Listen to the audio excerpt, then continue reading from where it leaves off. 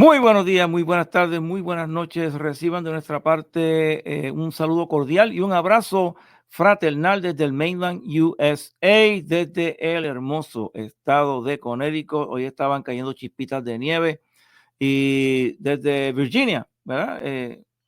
Grampi. Correcto, the great state of Virginia. Six Semper Tyrannis, Oye, todos son great state, ¿verdad? Todos a son. great state.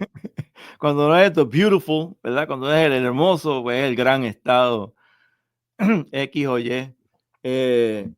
Hoy quisimos hacer algo diferente, ¿no?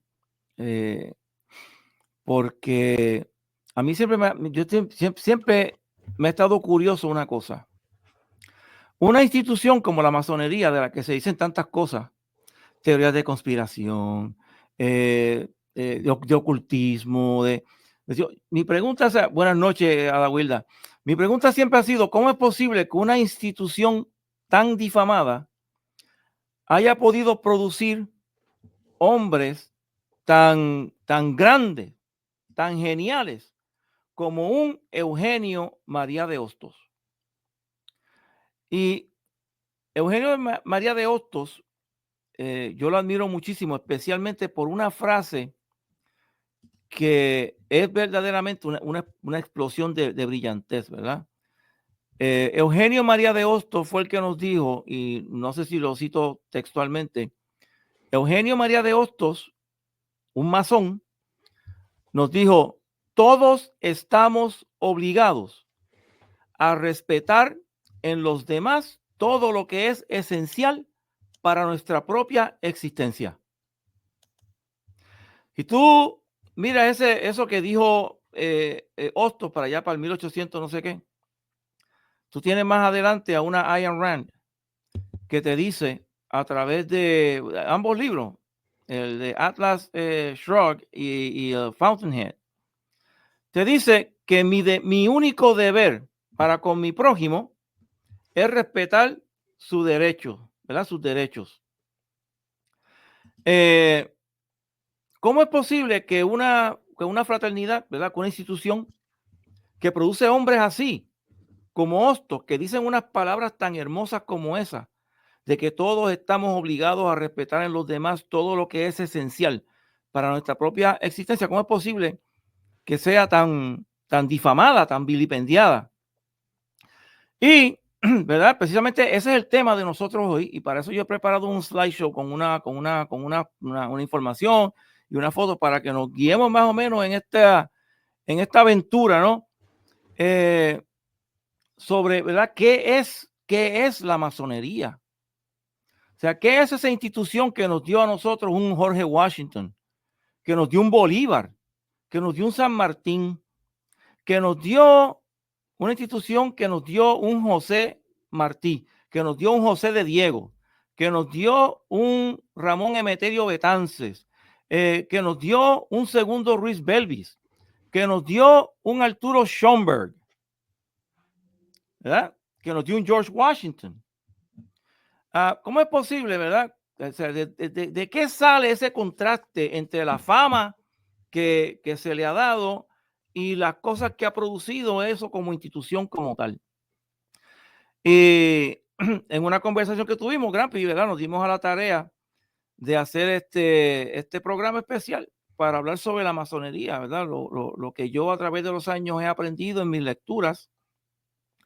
Mi abuelo fue una de las primeras personas que me mencionó que prácticamente todos los líderes de la Revolución Francesa eran masones. Robespierre, ¿verdad? Era masón. O sea, grandes figuras del mundo que han pertenecido a esta institución que se conoce como la masonería o la francmasonería.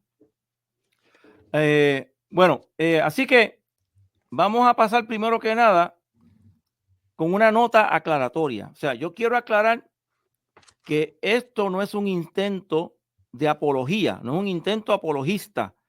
Aquí no estamos tratando de justificar esta institución que se conoce como la masonería y tampoco estamos haciendo propaganda. Simplemente esto es un ejercicio informático. Y eso es lo que yo quiero que quede meridianamente aclarado antes, ¿verdad? De comenzar con el programa. Bueno, ¿cuáles son los orígenes de la masonería? Pues miren, se dice que la masonería es una de las instituciones más antiguas, ¿verdad? La fraternidad más antigua del mundo. Me parece que empezó a finales del 1600 y principios de los 1700. Entonces, antes que eso, ¿verdad? Era lo que se conocía como la masonería práctica, que eran estos gremios que se dedicaban a construir catedrales y tenían un dominio de unas técnicas para darle formas a las piedras de manera tal que se pudieran armar para construir catedrales, para construir palacios, para construir edificios públicos. Entonces, ese conocimiento que tenían ellos de cómo cuadrar las piedras, cómo cuadrar los diferentes tipos de piedras en diferentes ángulos, en diferentes formas, ese conocimiento era pasado de una persona a otra, pero dentro de un grupo pequeño. O sea, eran unos gremios. Esos gremios tenían unas técnicas. Esas técnicas no se le enseñaban a todo el mundo. Se le enseñaban a unas personas que ellos escogían.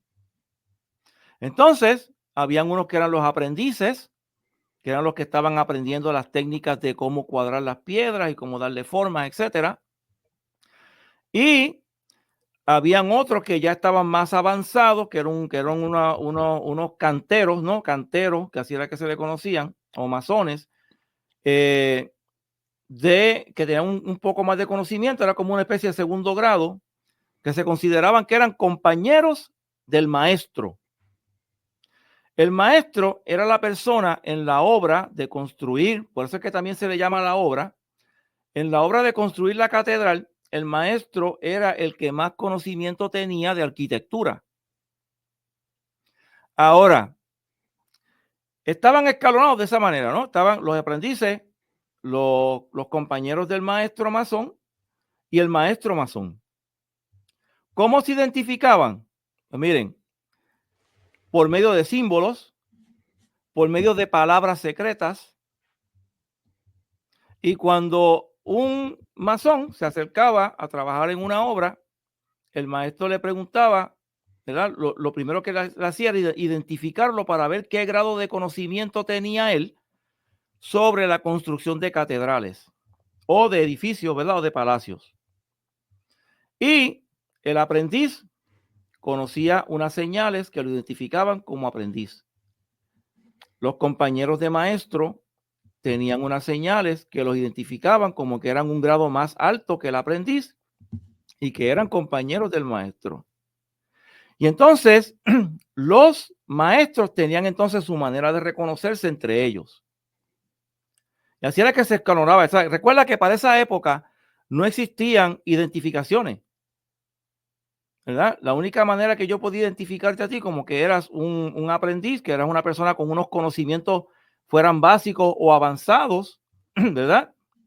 O superiores sobre la construcción de una catedral.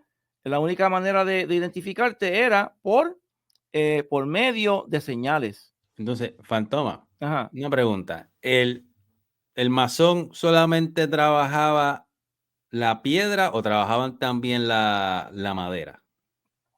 O Bueno, era porque como estamos sí, hablando de construir una catedral, pues. exacto. En esos gremios, pues había de todo. Había los que trabajaban metales, había los que trabajaban en madera, ¿verdad? O sea, diferentes destrezas sí las había, porque todos esos materiales se utilizan, ¿verdad? La, en la construcción de catedrales. ¿Ok? Ahora, eventualmente se empiezan a construir menos catedrales y la masonería, de ser una masonería en la práctica, se convierte en lo que se conoce como una masonería especulativa. Empezaron a atraer a los gremios abogados, doctores, panaderos, zapateros, ¿verdad? Entonces, de ahí en adelante, ¿verdad? esa masonería que antes era en la práctica, ¿verdad?, de la construcción de catedrales, ahora se convierte en una masonería que se dedica a construir ¿qué? A construir el carácter de hombres. ¿A qué se dedica la masonería especulativa? A construir el carácter de hombres. ¿Mediante qué? Pues mira, lo vamos a ver aquí ahora.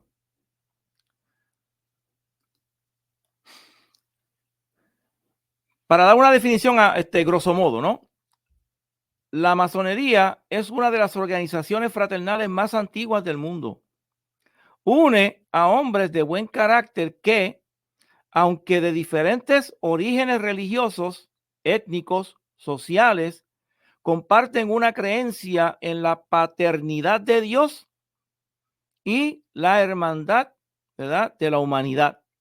La masonería ofrece un sistema o plan para que el buen hombre, una persona que, según dicen ellos, de buena conducta, de buenas costumbres, mejore aún más su carácter, ¿verdad? O sea, no, ellos no van a admitir una persona que ha tenido una vida delictiva para tratar de convertirlo en mejor persona. No, es una persona que ya es probado que es una persona de buen carácter. Ellos entonces lo ayudan a perfeccionar todavía mejor ese carácter. Y cuando yo leo esto, me acuerdo lo que me decía mi abuelo, que decía que mi carácter es mi futuro. Tu carácter es tu futuro, decía mi abuelo. Ok, y acciones a través de su sistema de títulos, símbolos y oportunidades de compañerismo. La Gran Logia Unida de Inglaterra informa que la membresía mundial suma más de 6 millones de masones, de los cuales 1.1 millones, ¿verdad? 1.1 millones residen en los Estados Unidos, en América del Norte. Como tú ves, comparado con la totalidad de la población del mundo, es una cantidad mínima de personas, ¿sabes? Prácticamente podríamos decir que insignificante hasta cierto punto, ¿no? La Gran Logia Unida de Inglaterra es lo que se considera, ¿no? Lo que consideran ellos la logia madre de todas las llamadas logias regulares. Se sabe que en Puerto Rico existen un sinnúmero de logias masónicas que son irregulares y que son de origen independentista. Son logias que no están afiliadas a la Gran Logia de Inglaterra, como están las logias de Estados Unidos, la mayoría de las logias de Estados Unidos, y me parece que también las de Puerto Rico. Estas logias son unas logias secesionistas, separatistas, que no están afiliadas a la masonería regular, lo que se conoce como la masonería regular, y se le llaman logias clandestinas. Se le consideran como logias clandestinas. Pero en Puerto Rico, según investigaciones, hay varias logias clandestinas que son que pertenecen al independentismo puertorriqueño. Seguimos, ¿verdad? He estado viendo los comentarios. Déjame ver si por aquí hay algo más antes de continuar. También por ahí hay masones que son figuras públicas dentro de la política, como los republicanos Nelson Albino y el licenciado Alfredo Casio, también son masones. En Puerto Rico, el doctor José Celso Barbosa, republicano y padre de Estado, se lo mencionamos ya aquí, ¿verdad? ¿Cómo es posible que una institución a la que se le da tan mala fama haya producido figuras de la talla de José Celso Barbosa? ¿Qué más tenemos por acá? Dice la masonería en USA y Puerto Rico tienden a ser bastante de derecha y hay muchos conservadores y republicanos. Eso es bien cierto. Y cuando les enseñemos los derechos del hombre libre que fueron escritos por Betances, van a notar que es lo que escribió Betances es de derecha. Es totalmente de derecha. Es más, hasta yo me parece libertario también, medio libertario. Pero lo vamos a ver más adelante. Que la Gran Logia Unida de Inglaterra, o sea, esa es la logia OG, la original. Esa es la que se conoce así como la logia original. y la logia madre de las logias regulares. Ajá. Y entonces, tú me quieres decir a mí que en Puerto Rico vieron esa logia, la vieron más o menos lo que había ahí, y entonces, como nosotros somos como somos, la pirateamos. Bueno, si la logia, si O es la, que si hubo, la- o es que había una logia establecida en Puerto no, Rico, de la logia de Inglaterra, y después hubo una separación que ellos cortaron y. bueno, si la masonería de Puerto Rico es una masonería regular, significa que tiene una carta de la Gran Logia Unida de Inglaterra para poder operar A eso que quiero llegar. como Ujú. Gran Logia Masónica. Ok. Sin esa carta de la Gran Logia de Inglaterra, entonces serían clandestinos. Ok. El caso de las logias independentistas en Puerto Rico es que no tienen lo que se conoce como ellos le dicen un charter. Ajá, ocharte. Un charter. No tienen un charter para operar. La cabeza principal de la Gran Logia Unida de Inglaterra, el gran maestro, lo que se conoce como el gran maestro, es el rey de Inglaterra. Oh, ok. Ujú. Es el rey de Inglaterra. El rey de Inglaterra es el maestro de todas las logias en el mundo. A excepción del Gran Oriente de Francia, porque el Gran Oriente de Francia, esto es histórico. Ok. El Gran Oriente de Francia eventualmente entendieron que no hacía falta creer en Dios para ser masón. Y desde el momento en que ellos hicieron eso, la Gran Logia de Inglaterra no quiso saber de ellos más. Se hago un cisma ahí. Una Ocurrió un ruptura. cisma. Exacto. Primero estaban unidas ambas logias, el Gran Oriente, lo que se conoce como el Gran Oriente de Francia. Cuando el Gran Oriente de Francia se fue secular y también cuando empezó a admitir mujeres, ahí se acabó la relación entre ambos. O sea, acá en Estados Unidos hay logias que pertenecen al Gran Oriente de Francia. Y en muchas partes del mundo hay logias que pertenecen al Gran Oriente de Francia, pero se les considera logias clandestinas porque no reconocen la figura de un ser supremo. ¿Ves ahora? Ujú. Entonces, pues vamos, esto Sí, se sí. pone mejor y más profundo. Vamos allá. La masonería, curiosamente, cuando tú miras todos estos dibujos y planchas, como le dicen, a la masonería se le presenta siempre como una mujer. Como una mujer. Me gustaría saber por qué razón eso es así. Pero siempre se le representa a la masonería como una mujer. En todas las logias, como ves aquí, hay un altar y sobre ese altar está la Biblia. Y luego, pues, le ponen unos candelabros alrededor, desconozco por qué significan. Pero básicamente en esta foto está representada la masonería, el compás y la escuadra, que es lo que siempre los identifica, el ojo que todo lo ve. Pero siempre se identifica a la masonería como una mujer. Aquí tenemos otra representación de la masonería nuevamente como una mujer.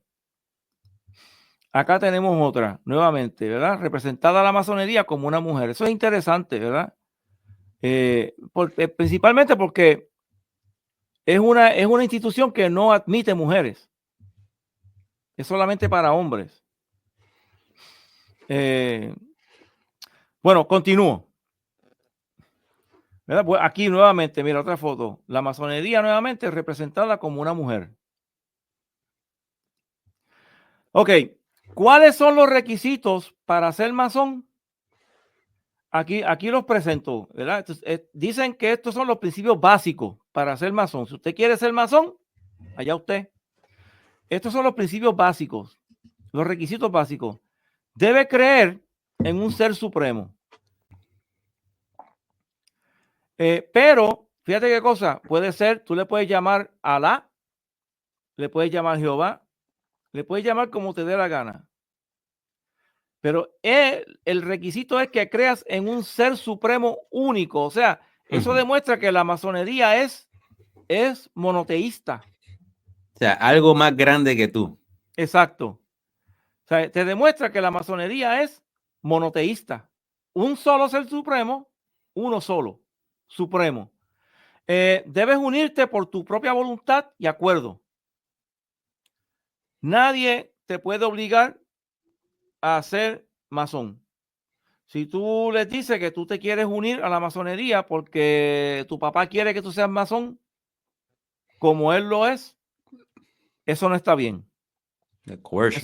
Eso no es de tu propia voluntad y acuerdo. O sea, tiene que ser voluntariamente. Tampoco te van a invitar. ¿Verdad? Ellos tampoco te van a invitar. Tiene que salir de ti. Imagino que una persona podrá estar, conocer a un masón por 20 años y si nunca le pregunta, mira, yo me gustaría unirme a la masonería, nunca le van a decir, queremos que te unas. O sea, que eso quiere decir que tú quieres, obvio, querer ser masón, tiene que salir, tú quieres hacer eso, no es que hay una campaña de reclutamiento. Exacto. Exacto. Tiene que salir de ti. Que la persona tiene una buena opinión forjada, ¿no? Forjada, una buena opinión de la institución. Y por esa razón, pues quiere entrar. Dice aquí JTM, en las logias regulares solo se admiten varones, eso es así. Como en las fraternidades universitarias, exacto. Eso es bien cierto. En Puerto Rico hay hay logias masónicas regulares reconocidas por la Gran Logia de Londres y otras que sí, eso es claro, eso es así. Especialmente lo más interesante es la existencia en Puerto Rico de logias que que se dedican a la consecución de la independencia de Puerto Rico. Dice, en las logias regulares es obligatorio creer en Dios y no se admiten ateos. Exacto. Sí, no hay espacios para ateos en la masonería regular. Las logias irregulares no es obligatorio y por eso sí admiten ateos. Eso es claro. Porque son logias seculares, o sea, ellos entienden que no tiene que venir de una divinidad. El conocimiento no tiene que venir de una divinidad, sino que de la experiencia del hombre. Y en el concepto de lo que debe ser la independencia en Puerto Rico, debe ser algo secular, ateo, exacto, agnóstico. Exacto. En el concepto que ellos tienen de lo que sí, debe ser. Es lo que se conoce como el humanismo secular. Hay unos manifiestos del humanismo secular. Hay uno que yo creo que el más sincero de todos es el del 1973, que yo siempre estoy diciendo a la gente que lo busquen y lo lean. Ok, dice, debe ser hombre, ¿verdad? Eso quedó estipulado ya. Debe haber nacido libre. ¿De dónde viene esto? Esto viene de que cuando comenzó la masonería todavía habían esclavos. Y a los esclavos no se les permitía unirse, ¿verdad? Iniciarse en la masonería. Por eso es que viene esto de haber nacido libre. Pero ahora, o sea, se ha dejado ahí porque en realidad a todo hombre se le considera haber nacido libre. ¿Ok? Debe ser mayor de edad. Yo estaba leyendo que algunas jurisdicciones en Estados Unidos admiten hombres de 18 años, pero la edad regular para una persona poder ingresar a una logia masónica es 21 años de edad. Y tiene que ser ciudadano del estado donde se está iniciando, donde se une a la masonería. Algunos estados requieren, me parece que para tú ser ciudadano de un estado tienes que residir constantemente en él por 2 años. Eso te iba a preguntar. Sí, Que para sí. tú estar ahí tienes que... Yo lo que quería saber era, ok, eres ciudadano americano, por ejemplo, ¿no? Ok, chévere. Pero para yo estar, como quien dice por ahí, en la logia de Virginia, es que yo tengo que, ahí me lo aclaraste, tengo que haber nacido en Virginia para estar en la logia de Virginia, pero no, tiene que ser un continuous presence, estar ahí 2 años o más. 2 años o más. De 2 años en adelante. O sea, tiene que haber un mínimo de 2 años. A los 2 años ya eres ciudadano del estado, porque recuerda que no sé si hablé de esto, cada estado tiene su gran logia. La Ok. Gran Logia de Nueva York, la Gran Logia de, por ejemplo, del estado de Connecticut, la Gran Logia de Puerto Rico, la Gran Logia de Missouri, la Gran Logia de Montana. Cada estado tiene su logia. Entonces, ese masón que reside ahí, ¿verdad? Pertenece a la Gran Logia de su estado. ¿Ok? En el caso de Inglaterra, pues son, ¿verdad? Tiene también sus diferentes jurisdicciones. Es así mismo. Entonces dice, debe ser recomendado por al menos 2 masones existentes de la logia que está solicitando. O sea, tiene que haber 2 personas en esa logia que lo conocen y lo recomiendan. Pero aún así, pasa el candidato lo pasan por una investigación. Hay jurisdicciones donde le sacan una foto y envían la foto por todas las logias del estado a ver si alguien conoce a esta persona que haya hecho algo malo. Y me parece que una sola persona nada más que hable mal del candidato no entra. Así le hacen en SEAL Team 6. Ajá, también. En SEAL Team 6, tú, o sea, para estar en el SEAL Team 6, obvio, tienes que ser un SEAL, pero para llegar allá, tú vas a hacer tu prospect y entonces tienen un montón de fotos cuando los que quieren entrar al team. Y entonces si pasa alguien y ve que tú es esa persona porque en el pasado operó contigo o sabe algo específico negativo de ti, de Ajá, tu carácter, ajá. viene y te ponen una blackball para De la ahí es que viene próxima. el término, sí, de ahí es que viene porque cuando votan, hay un libro bien interesante que te dice muchas cosas básicas sobre la masonería, que es ese libro que era Freemasons for Dummies. Y habla algo de eso, de que se hace una votación y si sale una sola bola negra, que la persona queda expulsada. No lo aceptan. Bueno, entonces esos son los requisitos, ¿verdad? Pero fíjate qué interesante, ¿verdad? Que dicen bueno, que esa gente no cree en Dios, que si esto, y el primer requisito de la masonería regular es creer en un ser supremo. Bueno, continuamos. ¿Cómo se enseñan, verdad? ¿Cómo se enseña la ética dentro de la masonería? ¿Cómo se enseña mediante símbolos? Los principales son herramientas que se utilizan en la construcción, ¿verdad? Como el palaustre, el compás, la escuadra, martillo. Hay algunas personas que yo he estado leyendo que como que romantizan la masonería y la conectan con la construcción del templo de Salomón. Pero en realidad no hay, ¿verdad? No hay tanto sobre que conecte, no hay tanta información o evidencia que los conecte como tal. Dice aquí JTM, dice, en España hay muchas logias irregulares y por eso allá los masones tienen mala fama de ser un chorro de comunistas. Por eso Franco fue uno de los látigos más grandes que ha tenido la masonería. Franco fusiló y encarceló muchos masones.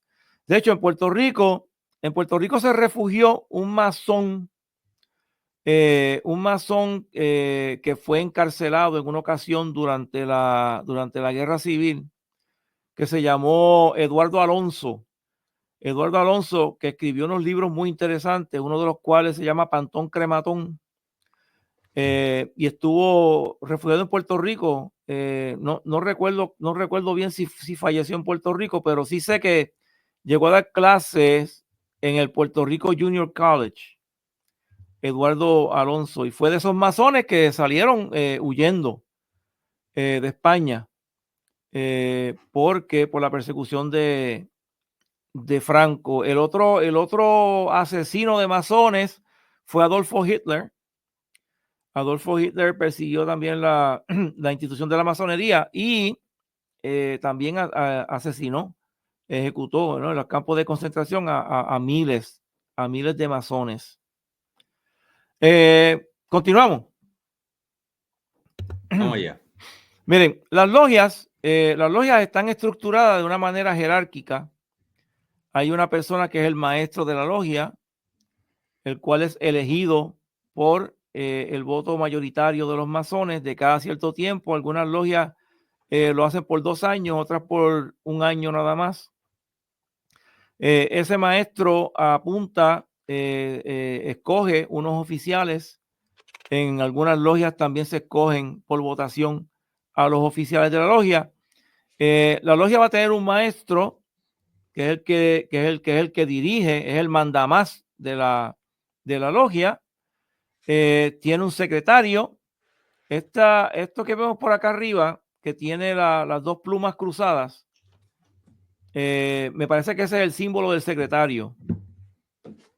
El que tiene las 2 llaves cruzadas es el símbolo del tesorero de la logia, porque la logia, vuelvo y repito, tienen un secretario, tienen un tesorero, tienen un capellán, que en las jurisdicciones es la persona que dirige a la logia en oración.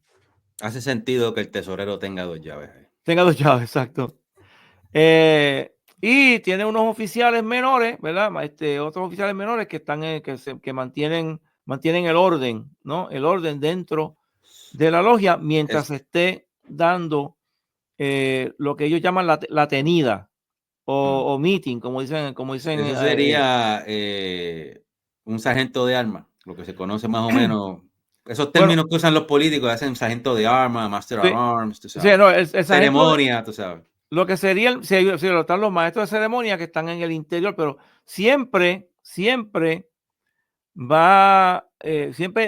ellos colocan, cuando comienzan las labores de la logia, siempre colocan a un masón afuera, con una espada, Okay. Si alguien tiene que velar la entrada, como a como. manera de un vigilante, Ujú. Sí, sí, sí. a manera de un vigilante.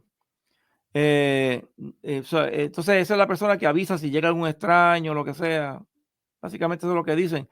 Los otros no sé lo que son. Hay unos aquí que no entiendo quiénes son, pero sí yo puedo reconocer la escuadra invertida, que es el símbolo del maestro de la logia, el secretario, que son las 2 plumas cruzadas, el tesorero, que son las 2 llaves, y el capellán, que está acá al lado donde tú ves el cuchillo, al lado está como una plancha.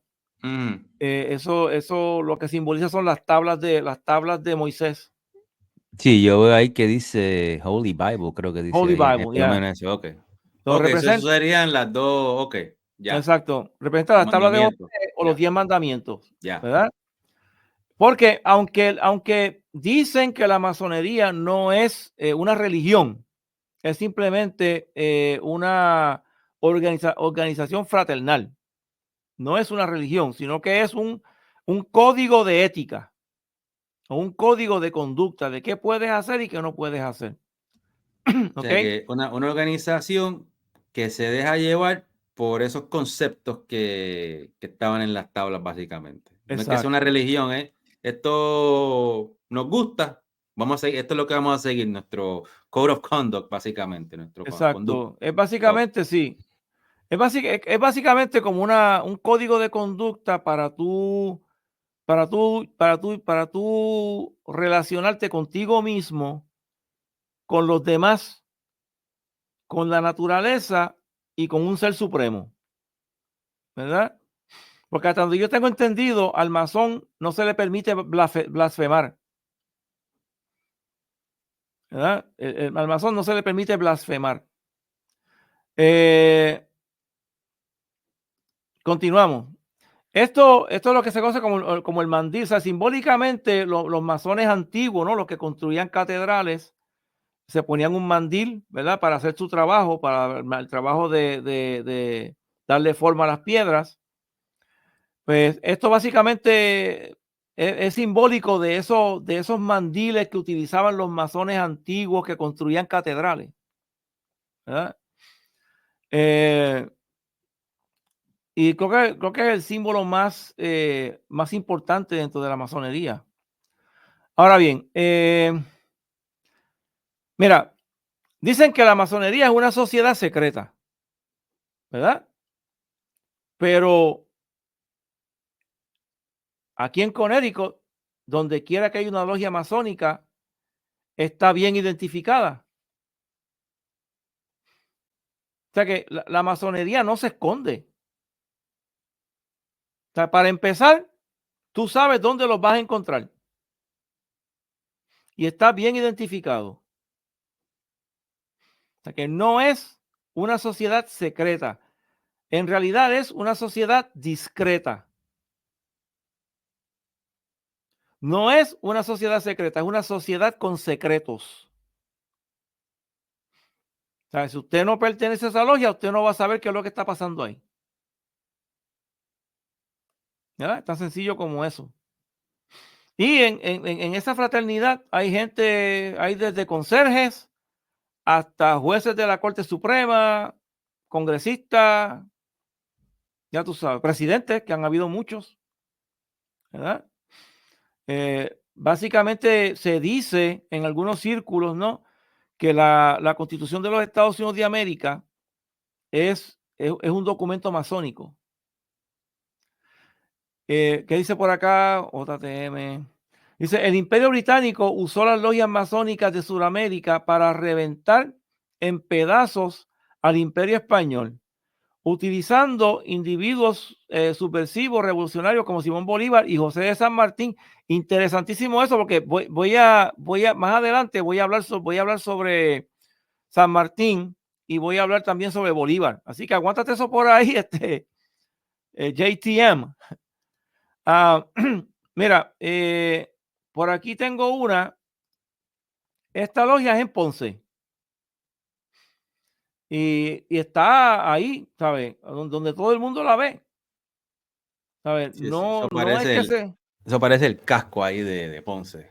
De Ponce, El sí. casco. Sí. Yo soy ponceño por adopción. Ah, ok. Ajá, soy ponceño por adopción. Las logias, como le digo, o sea, están ahí a la intemperie. O sea, no se está escondiendo nadie. Y ahí dice que Nadie es el número 7. Número 7, sí. Okay. Aurora, creo que dice algo así, no Sí, estoy seguro. Logia Aurora número 7. Sí, en alguna ocasión yo pasé por ahí, la vi. Un edificio bien bonito y lo cuidan muy bien. Lo cuidan excelentemente. O sea que, vuelvo y repito, o sea, no es una sociedad secreta, es una sociedad con secretos o una sociedad discreta. Claro, ¿cómo a veces usted se entera de que alguien es un masón? Porque tiene una sortija puesta. Una sortija con el compás y la escuadra, la letra G. Y yo recuerdo que en Canóvanas, en la escuela Luis Hernández Verone, había un maestro de apellido Quintero que tenía una sortija como esa roja que está ahí, así mismo, roja con el compás y la escuadra. Y en una ocasión mi hermano le preguntó, Mister, ¿qué es esa sortija? Y él le explicó. Esto es de una fraternidad, pero no entró más en detalle, esto es de No, una no está en fraternidad. detalle. Pero Pero yo, eso es algo que como es requisito tenerla todo el tiempo cuando uno quiera o solamente en actividades de la bueno, logia como tal. depende del sitio. O sea, Oh, okay. en España, tú no vas a encontrar a nadie pues, poniéndose, luciendo la sortija de masón. A En menos que España. estén dentro de la Porque logia, me en imagino. España hay hasta edificios masónicos que todavía el Estado se los tiene confiscados a los masones y no se lo han entregado. Okay. A pesar de que después de la caída de, de La dictadura. de la dictadura, eh, se comenzó a regularizar, ¿verdad? A descriminalizar la masonería, porque Franco la criminalizó. Acá en Estados Unidos tú vas a ver gente con la sortija como si nada, ¿sabes? Como si nada. Eso acá en Estados Unidos, la masonería no sufre del estigma que sufre en España o hasta en Puerto Rico, ¿verdad? Hasta en Puerto Rico. A pesar, vuelvo y repito, a pesar de que tantos hombres ilustres de Puerto Rico eran masones, hombres que produjeron cosas tan hermosas como esa frase de Hostos, que yo no me canso de repetirla, que dice que todos estamos obligados a respetar en los demás todo lo que es esencial para nuestra propia existencia. Eso fue Eugenio María de Hostos, un masón. Bueno, continuamos, ¿verdad? Vamos ahora a los masones famosos. Vamos a los masones famosos ahora. Un paréntesis ahí, que hay otro comentario de JTM, Ajá. que parece que está bastante ducho y conocedor en el tema. Ajá. Dice, esa es la logia Aurora número 7. Ahí se iniciaron varios próceres puertorriqueños. Esa logia en la época española se reunían clandestinamente en la isla de Caja de Muertos para esconderse del gobierno español. En español, exacto. O sea, la masonería en Puerto Rico durante ¿verdad? El tiempo que Puerto Rico perteneció a España estaba proscrita, ¿verdad? Y era práctica. Ahí sí que era bien secreta. Ahí sí que era bien secreta. Y a ellos los llegó a perseguir la Inquisición, ¿o no? O eso es muy para atrás, ¿sí? No, sí. Bueno, la Inquisición en España duró hasta bien temprano el siglo XX, algo así. O sea, la Inquisición siguió por un buen ratito y después con Franco, imagínate, siguió todavía más todavía. Sí, hay muchas logias en Puerto Rico donde se iniciaron muchos de nuestros hombres más famosos. Mira, masón, que fueran masones, ¿verdad? Que se sabe que eran masones. José Celso Barbosa era masón. Muñoz Rivera era masón. Eugenio María de Hostos era masón. Emeterio Betances era masón. Segundo Ruiz Belvis era masón. Y recuerda que Emeterio Betances y Segundo Ruiz Belvis eran los que se paraban frente a las iglesias, a las catedrales en Puerto Rico para comprar la libertad de niños esclavos con el dinero que recolectaban en las logias. ¿Ok? Vamos a pasar a la historia de estos individuos. Estos dos están bien interesantes. Pues mira, Segundo Ruiz Belvis y Betances se paraban frente a las logias y no eran los únicos, había muchos masones que lo hacían. Se paraban frente a las catedrales en Puerto Rico para esperar a que un amo trajeran al niño esclavo a bautizarlo. Ellos trataban de interceptarlo, ellos trataban de comprar la libertad del niño antes de que entrara a la iglesia y se bautizara, porque si todavía no estaba bautizado, costaba 25 pesos la libertad del niño. Pero si lo lograban bautizar, si se dormían en los 3 segundos y entraban y bautizaban al niño, cuando salía, le costaba 50 pesos porque ahora era un cristiano y como era cristiano, era más caro. Esa es la lógica de esta gente, ¿verdad? Entonces, Betances y Ribelvi decía que esos niños habían recibido las aguas de la libertad antes de haber recibido las aguas del bautismo, ¿verdad?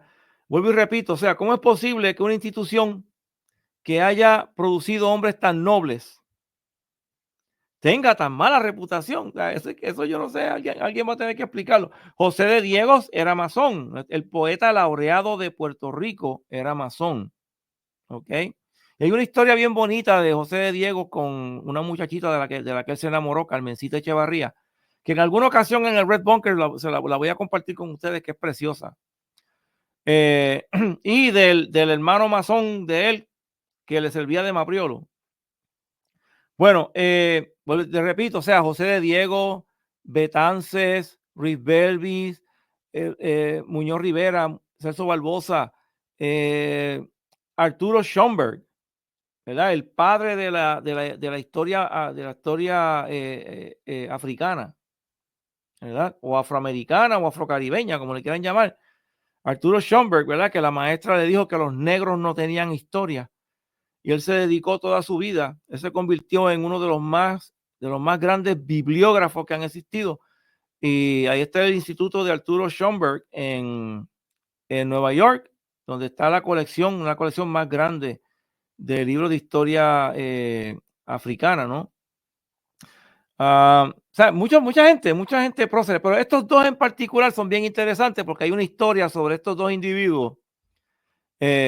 José Celso Barbosa y Muñoz Rivera eran adversarios políticos a muerte. O sea, estos dos, no, yo creo que no podría yo ni siquiera hablarles de un político contemporáneo que tenga un rival como una rivalidad con otro político como esa que existió entre Muñoz Rivera y Celso Barbosa. De hecho, la historia cuenta que en una ocasión Muñoz Marín, cuando era todavía un niño, estaba gritando una consigna popular que había en Puerto Rico que se decía contra Barbosa, que era muerte a Barbosa. O sea, ustedes se sorprenden ahora de Bad Bunny.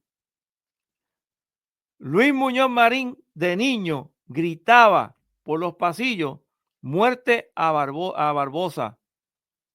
Y su papá, Muñoz Rivera, lo sorprendió gritando muerte a Barbosa.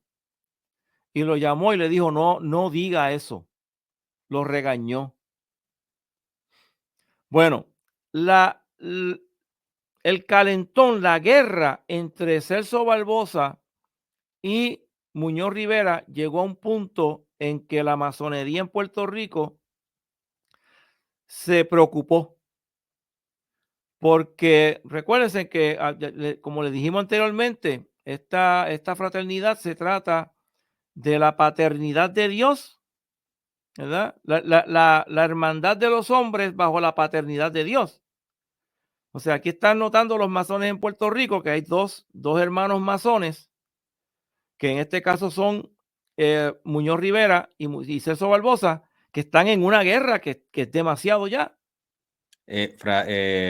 Fraterno y prominente. Y prominente. O sea, la masonería en Puerto Rico se preocupó y los llamó a una reunión. Y los llamó sin que Muñoz Rivera supiera que Barbosa iba a estar allí. Y Barbosa tampoco sabía que Muñoz Rivera iba a estar allí. Se encuentran en esa logia, se me olvidó el nombre de la logia era, esto lo leí yo hace mucho tiempo. Se encuentran en la logia y se sorprenden de que están allí juntos. Entonces el maestro de la logia los llama a ambos a que se encuentren en el medio de la logia. Así o sea, Muñoz Marín en aquel tiempo era el Bad Bunny de aquellos tiempos que estaba gritando que es muerte a Barbosa. Bueno, los llaman a la logia, ¿verdad? La historia dice que cuando lo citan, ¿verdad? Cuando el gran maestro cita a estas dos personas para que vengan, no se pueden negar. Están obligados a ir. Pero ellos no sabían que el uno y el otro no sabían que iban a estar allí al mismo tiempo. Están dentro de la logia y para ver que estén las cosas bien, los llaman a los dos al medio. Y cuando están en el medio, ellos entonces se saludaron cordialmente y se dieron un abrazo fraternal. De hecho, me parece que no estoy seguro si fue Muñoz Rivera el que le dijo a Barbosa, si yo llego a saber que tú ibas a estar aquí, mi hermano, si yo llego a saber que tú ibas a estar aquí, yo hubiese llegado aquí montado en el viento. Y en ese momento, ¿verdad? Todos lo aplaudieron porque se dieron cuenta de que a pesar de que fuera de la logia eran adversarios políticos a muerte, dentro de la logia todavía se sintieron como hermanos. ¿Verdad? Y luego de haberse saludado, ¿verdad? Darse un saludo cordial, un abrazo fraternal, se sentaron ambos juntos, uno al lado del otro. Cuando salieron de allí, volvieron otra vez a la guerra, ¿verdad? Pero en ese momento, ¿verdad? Ellos honraron la promesa que hicieron de que iban a ser, son hermanos. Bueno, la otra historia que está bien interesante, ¿verdad? Que está bien interesante, es esta. Perdón. Simón Bolívar, el libertador de América, si recuerdo correctamente, Napoleón le pidió permiso a España para cruzar España y llegar a Portugal para atacar a los portugueses, y después que se metió en España, dijo, pues yo me quedo aquí. Y mi hermano José se va a quedar ahora como rey de España, el llamado Pepe Botella. O sea, un pescadito. Un pescadito. Y después, pues, ¿sabes? Y tuvieron un par de añitos peleando con Napoleón para sacarlo de allí. En ese tiempo que estuvieron peleando con Napoleón, se le fueron las colonias al garete. ¿Ok? ¿Qué pasa? ¿Verdad? Sacan a Napoleón y ahora hay que volver a poner orden.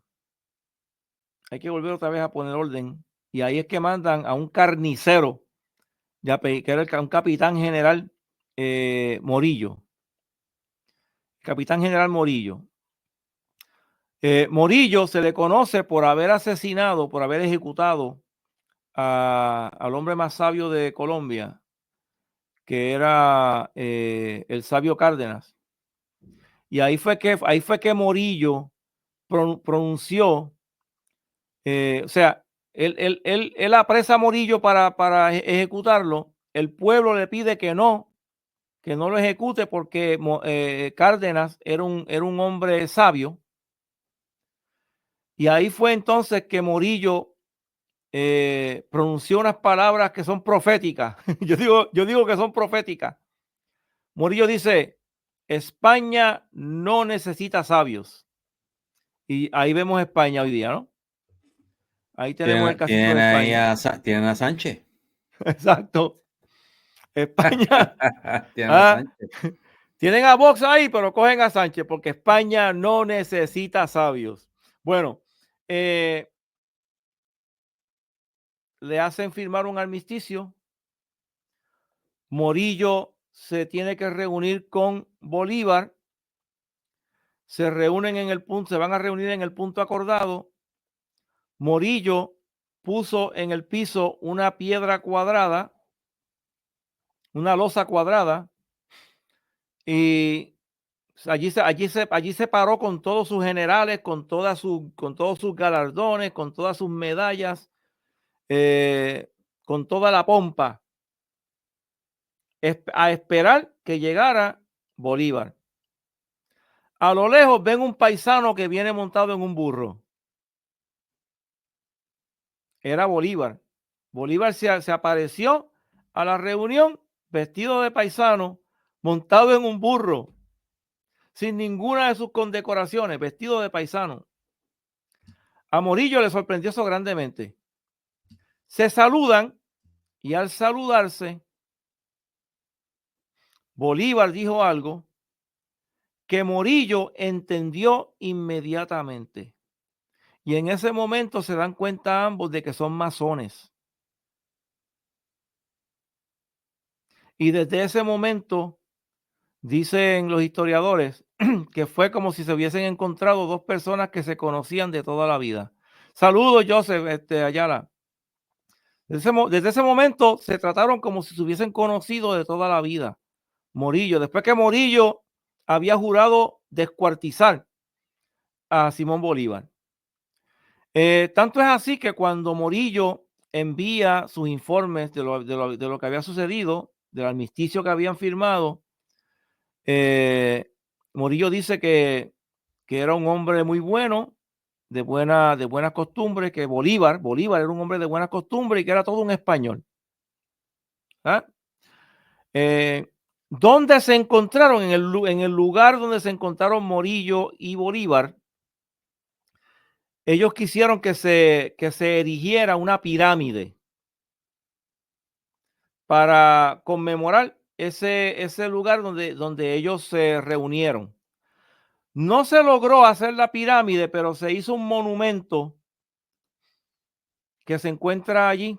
Y este monumento marca el momento en que Morillo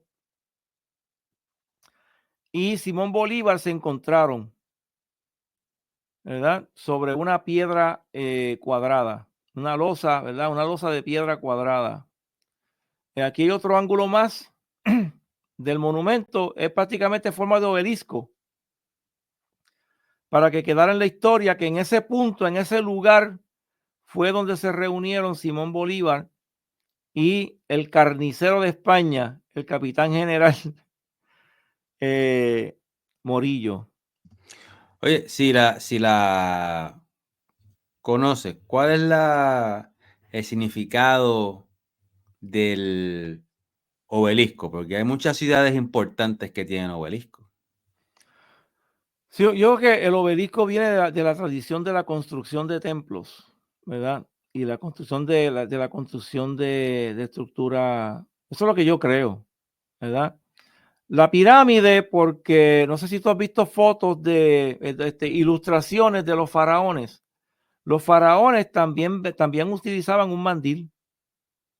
El parte de la vestidura, se usaba un chaleco, pero también usaba un mandil. Un mandil en forma triangular, ¿verdad? Imagino que tendrá que ver algo con eso, ¿no? Casi siempre donde hay un masón reconocido grandemente, pues hay hay un obelisco, ¿verdad? El monumento a Washington es un obelisco enorme. Bueno, por acá se me pasó un masón bien importante. George Washington, ¿verdad? Fíjate esto que interesante. Eventualmente, Simón Bolívar entró en confrontación directa con las logias masónicas. Y se dice que una logia masónica estaba planeando el asesinato de Bolívar. Entonces Bolívar, ante la frustración que le causó esa situación, prohibió la masonería en la Gran Colombia. Un masón que prohíbe la masonería. Entonces, dicen que es por esa razón de que a Simón Bolívar no se le tiene tanto respeto como se le tiene a George Washington, ¿verdad? Y el obelisco también viene de Egipto, al igual que las pirámides, y los masones usan mucha simbología de Egipto. Mira, por lo que yo he leído, hay un ritual de la masonería que se llama el rito de Memphis, Misraim. Rito de Memphis, Misraim, que utiliza mucha simbología del antiguo Egipto, ¿verdad? Utiliza mucha simbología del antiguo Egipto. Hay tres de los más conocidos, los rituales de la masonería más conocidos. Está el rito de York, está el rito escocés y está el rito de Memphis, Misraim. Hay otras vertientes que es el martinismo, ¿verdad? Pero eso es más ocultista. Bueno, regresamos entonces acá. Mira, vuelvo y repito, ¿verdad? Yo sigo repitiendo lo mismo que dije desde un principio. Mi pregunta es siempre, ¿cómo es posible que una fraternidad tan estigmatizada, pues por ahí teníamos una vez una Elizabeth Torres que dijo que eran satanistas, que eran pedófilos? Solo Dios sabe qué le puso Elizabeth Torres ahí. Le faltó decir que a los masones se le pegan los tenedores. Así que esto es lo que se conoce como los mandamientos de los hombres libres. ¿Quién escribió estos mandamientos de los hombres libres? Ramón Emeterio Betances, uno de los próceres de la independencia de Puerto Rico, ¿no? Del movimiento secesionista de Puerto Rico. Ramón Emeterio Betances escribió esto que se conoce como los 10 mandamientos de los hombres libres. Y lo voy a leer. El primero, la abolición de la esclavitud. Betances quería que la esclavitud se aboliera. Betances también dice que el hombre libre debe tener el derecho a votar todas las imposiciones. Que de ahora en adelante le vamos a cobrar más por el malvete del carro. Hay que ir a votación, según Betances. Que ahora en Puerto Rico no se va a dejar que entre nadie del mainland a menos que venga vacunado. Según Betances, hay que votar por eso. Si el pueblo vota en contra de esa medida, no se va a utilizar, según Betances. Betances creía en la libertad de culto o libertad de religión. Betances, ¿verdad?, el líder más insigne de la independencia de Puerto Rico, creía también en la libertad de palabra. Yo no sé cómo hay independentistas que se paran al lado de Nicolás Maduro y le juran solidaridad a una persona que se comporta contrario a lo que creía Betances, que creía en la libertad de palabra. Léase lo que está pasando en Venezuela para que usted vea todos los periódicos y los canales de televisión que han cerrado, porque los amigos de los admiradores de Betances, que son los chavistas de Venezuela, no creen en la libertad de palabra. Así de sencillo. Fíjate, como decía también Betances decía también que él creía en la libertad de imprenta, en la prensa libre. Libertad de expresión. Libertad de expresión. O sea, Betances creía en la libertad. Pero vamos más lejos con Betances. ¿Sabes? El Betances que los independentistas te promueven a ti es bien distinto al verdadero Betances, que era un derechista.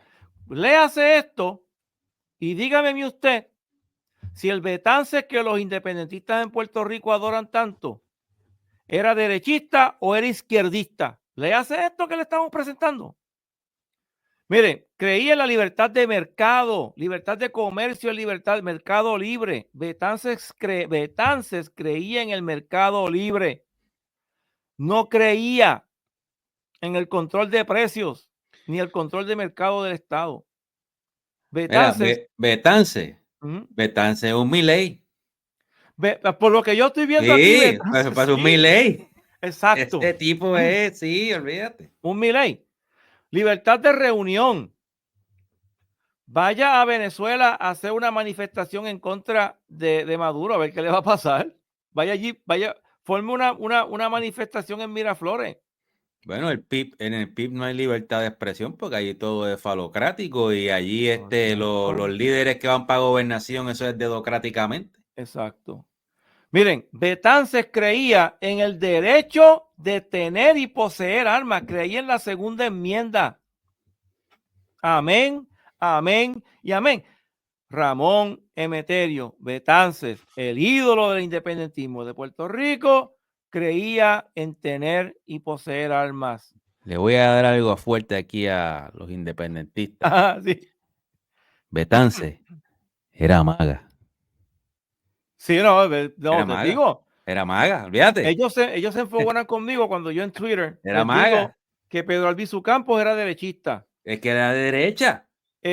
Mira, ahí tenemos a un Emeterio Betances que era un libertario.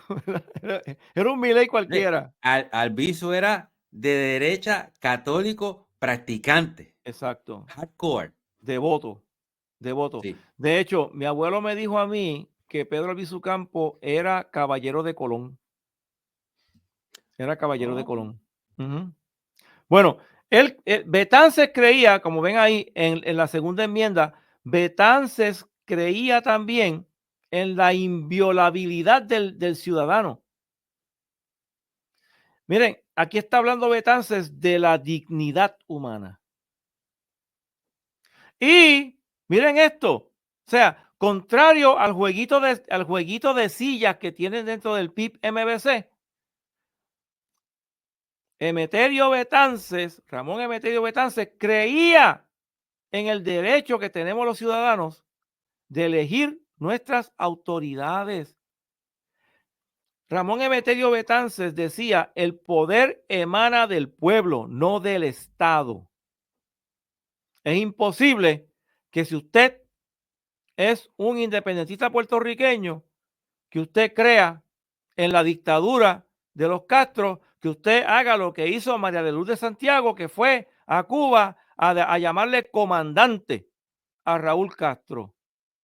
Cuando si hubiese sido Ramón Emeterio Betances el que hubiese ido a Cuba, no le hubiese ido bien a Raúl Castro con Betances, ¿saben? No, porque se le conocía también por ser bastante violento a Betances. Bueno, vuelvo y repito, o sea, ¿cómo es posible que una institución tan difamada haya producido hombres produzca, ¿no? Y todavía lo hace, hombres tan buenos? Bueno, vamos más allá. Los voy a dejar ahora, ¿verdad? Pero los quiero dejar con algo para que lo piensen. La mayoría de los hombres que fueron a Nueva York, puertorriqueños y cubanos que viajaron a Nueva York para conspirar, ¿verdad? Se dice, según los españoles, para conspirar contra el gobierno español y provocar la guerra hispanoamericana. La mayoría de ellos eran masones. La bandera de Puerto Rico y la bandera de Cuba son similares. Tienen una forma, ¿verdad? Está dispuesta iguales, un triángulo y un rectángulo, ¿verdad? Con una estrella. Esta es la bandera de Puerto Rico.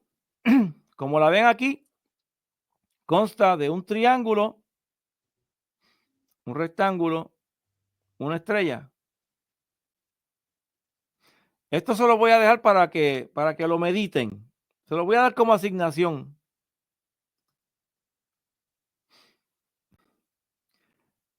En un lado está la bandera de Puerto Rico, ¿verdad? Y el otro lado está un mandil de masón.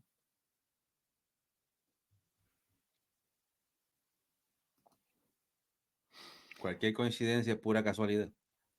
Sí, el hecho de que cada vez que un presidente americano ha sido asesinado, ha sido sustituido por un masón, es pura coincidencia. El hecho de que prácticamente todos los líderes de la revolución que llevó a la independencia a los países de Centro y Sudamérica, el hecho de que la mayoría de esos líderes eran masones, es pura coincidencia. El hecho de que una gran cantidad de los que firmaron la Constitución de los Estados Unidos de América eran masones, es otra coincidencia más. El hecho de que prácticamente todos los líderes de la Revolución Francesa eran masones, es pura coincidencia. Sí, no significa, ¿verdad? Que no significa que fue una acción concertada, ¿verdad? Bueno, yo creo que no le he quitado más tiempo ya. No, mira, aquí hay, nos dejó aquí una pregunta Francisco. Ajá. Francisco, ajá. Para el final, mira.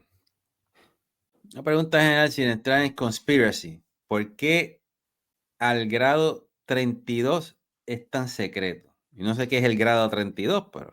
Sí, mira, por lo que yo he leído, en los Estados Unidos hay dos rituales. O sea, en la masonería hay 3 grados, ¿verdad? El aprendiz, el compañero masón y el maestro masón. Eso es... ok, como Entonces, como los masones tenían básicamente en el principio un trade. un trade, Okay. ajá. Pues en los trades, cuando yo veo a las personas que son, ponle que son carpinteros, plomeros, todo lo demás, todo lo que tiene que ver con bregar con las manos y hacer ese tipo de trabajo, tú tienes un apprentice, un journeyman Ajá, y exacto. un craftsman. Like that, yeah, exacto. El Entonces, journeyman es el journeyman. sí, entonces Okay. lo que se llega al maestro, ¿no? El master. En la masonería se dice que el rango más alto es el de maestro masón. Ahora, después de ahí, hay unos ritos, ¿verdad? Que enseñan ciertas cosas sobre el carácter de la persona. Está el rito de York y está el rito escocés. El rito de York, no recuerdo si llega hasta 8 grados, 7 o 8 grados, pero el rito escocés llega hasta el grado 32. Después del grado 32, hay un grado que solamente se le otorga a ciertas personas que han sido recomendados para ese grado, ¿verdad? Ese es el de Memphis. Ya podemos hablar un poquito sobre eso. Ese grado 32 es la culminación. Después está el grado 33, que es un grado honorario, otorgado, ¿verdad? Y pues eso mayormente son el grado 33 en realidad es un grado administrativo. Son personas que dentro del rito escocés cumplen una función administrativa. Y eso simplemente. El rito de Memphis Mizraim no es popular acá en los Estados Unidos, pero sí me parece que en Europa. Y me parece que ese ritual llega hasta 90 grados. Me parece que en algunas jurisdicciones ese ritual. Dice aquí, a diferencia del difundido rito escocés antiguo y aceptado, Ajá. que incluye 33 grados, que es mayoritario dentro de la masonería latina, el rito de York es el más numeroso a nivel mundial. Los soberanos santuarios de Memphis cuentan en su mayoría con un sistema de 99 grados. 99 grados. Ajá, ahí por ahí arriba están. Sí. Esto es escocés. Ese es el grado 33 del escocés. Mira, yo vi un podcast el PBD Podcast. Ajá. Y entonces había un señor ahí que se llamaba Randall Carlson. Ajá. Y yo se los recomiendo a todo el mundo, lo voy a poner en los links. Y el tipo te habla un poco de la masonería y si mal no recuerdo, él dice en ese podcast que él fue o es nivel 32 y él habla, y en ese podcast él te habla de todo, de las capas de hielo, te habla del arca, no, es un podcast de son 2 horas y las 2 horas se te van así. Wow. Buenísimo. Sí, mira, por ahí dice este JTM. Sí, Truman era un maestro masón, sí. La mayoría de los astronautas de la misión Apolo eran 12 grados de York. Ok, exacto. Sí, yo no he leído mucho sobre el rito de York, no he leído mucho sobre ese rito. Sí he leído algunas cosas sobre el rito escocés. Ahí es que yo sé lo de los 32 grados y después el grado 33 es un grado honorario, ¿verdad? Que se le ofrecen a ciertas personas que forman prácticamente la gente esta del grado 33 son como los cardenales de la masonería. Algo así vendría siendo. Bueno, lo podemos dejar aquí, yo creo. Sí. Bueno, muchas gracias a los que nos acompañaron en esta edición especial del Bunker para variar. Sí, muchísimas gracias a todos que están aquí con nosotros, estuvieron aquí con nosotros casi una hora 20 minutos en un martes. Apreciamos el tiempo que han estado aquí con nosotros. Esto iba a ser cortito. Sí, y como siempre decimos aquí, si le gustó, compártalo con sus amigos. Y si lo odió, compártalo con sus enemigos. Exacto. Y nos vemos el viernes, nos vemos de nuevo. Viernes. Sí. Amén. Pues entonces, llévatelo.